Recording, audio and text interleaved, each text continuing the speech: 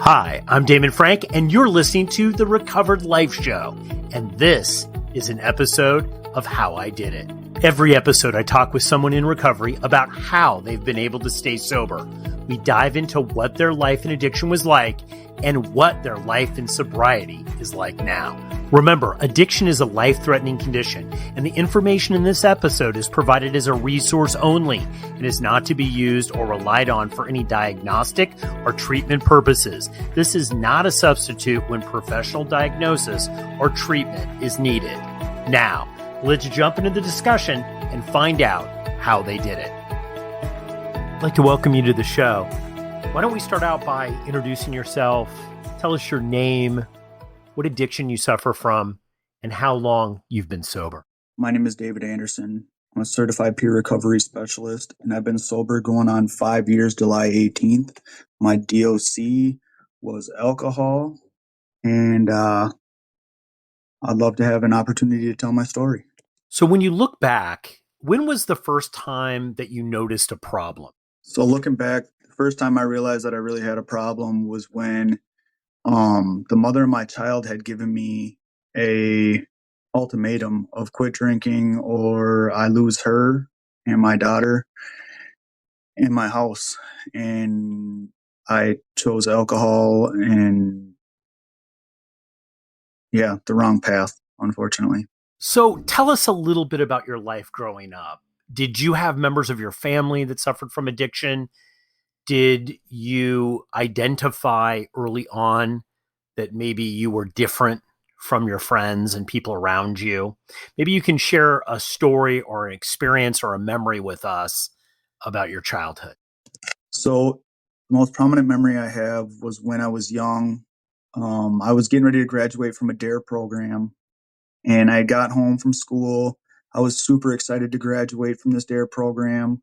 So I was like, I need to get ready to go. I need to get my finest clothes on and look my best for this and get in the shower and stuff like that. Well, my dad had another idea of me doing the dishes. And I was like, no, Dad, I got to get ready. I got to get ready. Well, he kept telling me no. And eventually it got to a point where he was like slamming me into the sink. So I had like bruises across my chest. And then he at one point had brought me into the bedroom, grabbed me by my neck, threw me up on the top bunk, grabbed me from the top bunk, threw me into the bottom bunk, kicked the bunk bed. It had fallen on me. And this was a heavy bunk bed. It was like one of the old wood ones, like big heavy wood ones. And when that had happened, he picked it up off me, apologized, and then went out in the living room. But it was a very superficial, like, I'm sorry. And then went out in the living room. Well, then my teacher had showed up to pick me up to go to the DARE program because my dad didn't drive.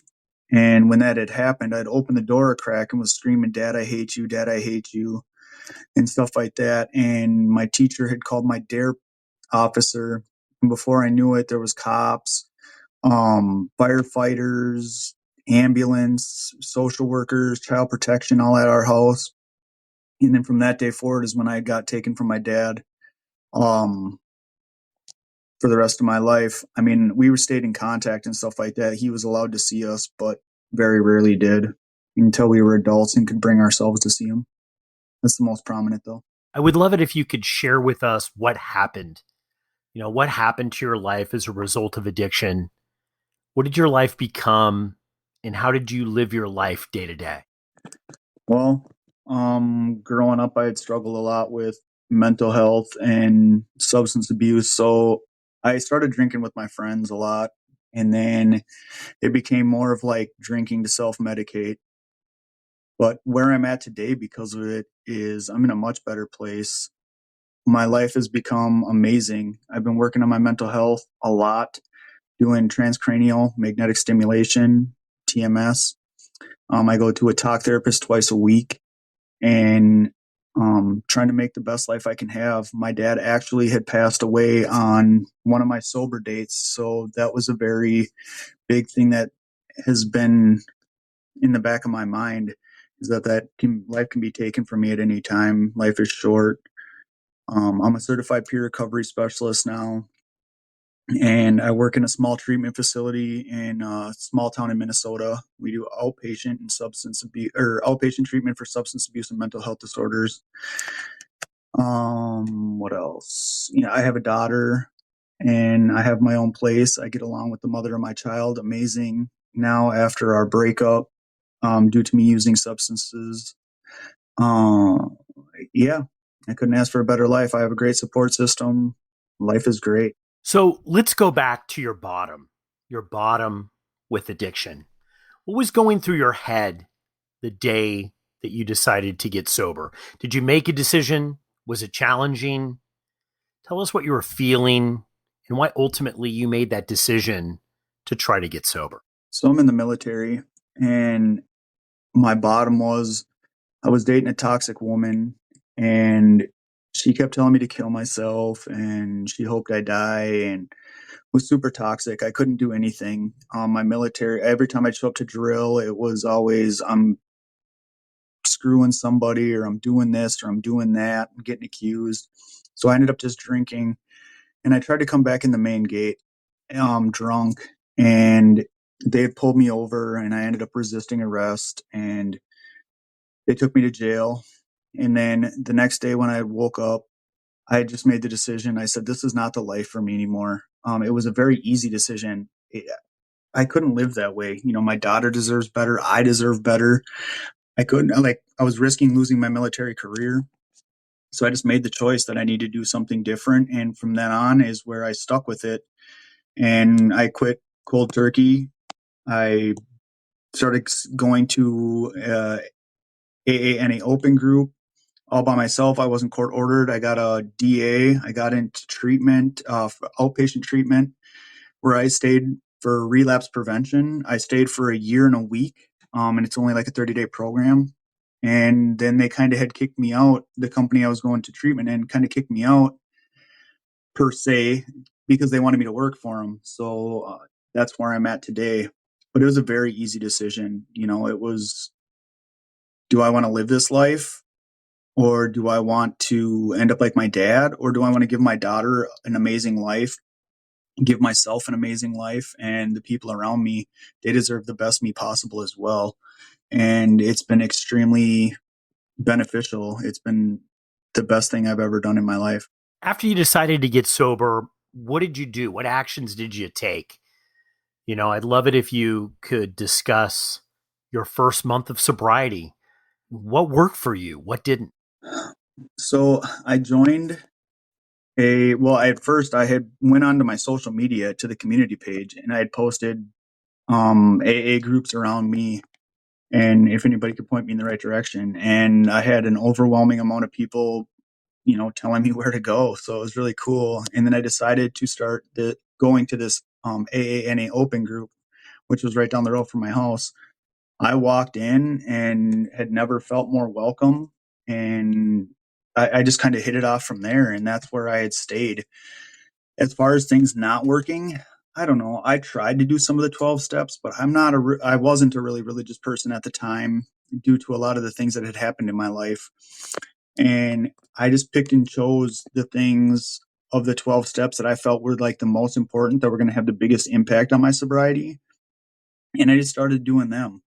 And it really seemed to have helped, as well as like focusing on the why. Why am I self medicating? Why am I drinking so much? Like, what can I do different to have a better outcome? And I had made that decision to start working on my mental health, and things had never been better. It was very easy from there to not want to drink. And then I'd also worked in a bar part time on weekends, bouncing and bar backing. So seeing people that were really struggling with substance abuse was helpful as well, because I didn't want to be that guy anymore. So that was a big part of it as well.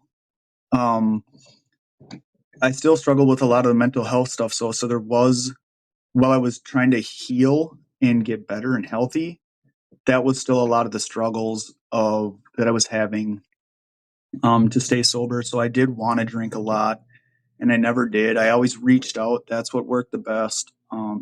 I didn't try many things. I just, like I said, I made a choice to be sober and give myself and my daughter a better life. And I just hit the ground running with it. The first month was pink cloud, I would say, for sure. But I still have my ups and downs with struggles with the depression and everything. So, what's it like now? Now that you're sober, tell us some things that have happened as a result of you being in recovery. Now that I'm sober, I've gained friends, family back. I've been repairing my reputation. Life has been great. I see my daughter all the time. I have an amazing relationship with the mother of my child. I don't know. I just couldn't ask for a better life. The things I can do now are limitless. I get to go speak to kids and try to help give back to my community. I'm a certified peer recovery specialist, so I do the Family Resource Center one day a week. I get to go into the county jail here, and I get to speak to people and try to make a difference there, which is really cool because a lot of the people I went to school with or that I know just from around town, I get to see and help. What else can I do? I mean, like I said, it's been limitless. People have been reaching out, wanting to hear my story, wanting me to talk. I've done another podcast recently, when I get on TikTok lives and I try to help people and expand my reach to give back to the world.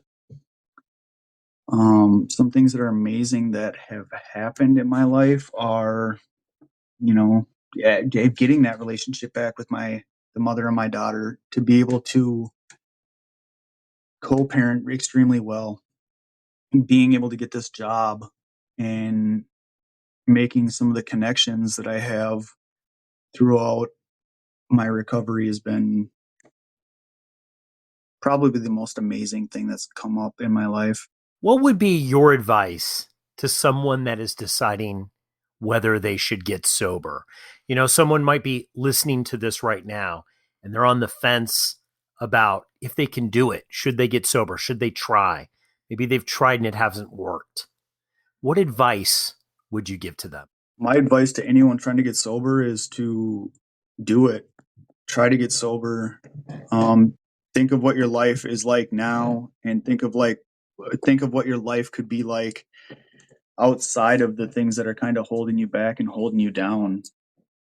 Everything is worth a try and a good strong effort. Your family loves you. You have people around you that love and care about you, whether you believe it or not.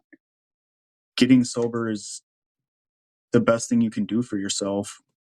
Find a driving force, or just make a decision on something that's going to hold you accountable, whether it be your kids, your family, yourself, your health and well-being, and just hold that dear to you and do it. Make the decision to get sober, be sober, and never give up. Never give up on it. Even if you fall, get back up and keep going, and always strive to do and be better and healthier.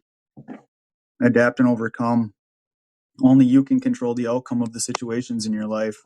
If you're saying that, you know, life sucks and life is this and life is that, well, you can control the outcomes of that. It doesn't have to suck so bad. You can make choices with the outcome of the situation. It could be a tough situation, but just mentally thinking like, hey, what have I learned in this situation? What good can I take from this? How can I do and be better tomorrow instead of falling back into the same routine? Just finding the good things and the positive things in everything that happens, and use it to continue to drive you forward into your recovery. Hey, if you like this episode, think about supporting us by becoming a Recovered Life Plus member. At Recovered Life TV, we're not just delivering premium recovery resources, we're empowering you with the knowledge and tools that make a real difference in the quality of your recovery. By subscribing, you gain access to ad-free content, expert insights, exclusive video and audio segments, special projects, plus so much more, all while supporting our mission to spread the recovery message far and wide.